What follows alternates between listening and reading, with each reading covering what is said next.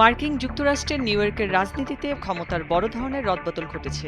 Democratic party দীর্ঘদিনের চেনা সমীকরণ এবং শক্তিশালী এস্টাবলিশমেন্টকে এক প্রকার গুড়িয়ে দিয়েছেন জোহরান মামদানি। মাত্র এক বছর আগে অ্যান্ড্রু কুওমোকে হারিয়ে নিউ ইয়র্কের ডেমোক্রেটিক মেয়র প্রাইমারিতে বিশ্বকে চমকে দেয়া মামদানি এবার প্রমাণ করলেন সেই জয় কোনো আকস্মিক ঘটনা ছিল না, বরং তা ছিল একটি নতুন যুগের সূচনা।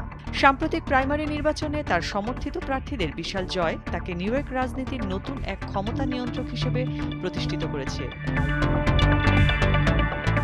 মামদানির সমর্থিত প্রার্থীদের জয় নিউ ইয়র্কের ডেমোক্রেটিক রাজনীতিতে পরিবর্তনের ইঙ্গিত দিচ্ছে। ইসরায়েল গাজা যুদ্ধকে কেন্দ্র করে ডেমোক্রেটিক পার্টির ভেতরে তৈরি হওয়া গভীর বিভাজনকে স্পষ্ট করে তুলেছে এই নির্বাচনে ইসরায়েলের কঠোর সমালোচক হিসেবে পরিচিত ডেমোক্রেটিক পার্টির ৩ প্রার্থী বিশাল ব্যবধানে বিজয়ী হয়েছেন। মামদানির সমর্থন পাওয়া সাবেক city controller Brad Lander congressman Dan গোল্ডম্যানকে পরাজিত করেছেন। একইভাবে ক্লেয়ার ভেলদেজ ও দোরিয়ালিজা অ্যাভিলা শেভালিয়েরও নিজ নিজ প্রতিদ্বন্দ্বীদের হারিয়ে বিজয়ী হয়েছেন।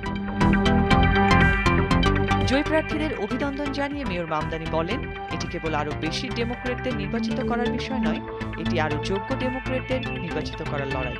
I'll be speaking with Congressman Jeffries later today, and I'm looking forward to working with Congressman Jeffries on delivering for the people of our city.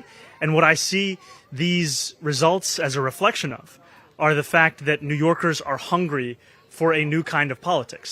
They are hungry for a politics that understands working people should be at the heart of it. And they're hungry for a politics that looks at the wealthiest city in the wealthiest country in the history of the world and understands that it's unacceptable that 1 in 4 are living in poverty.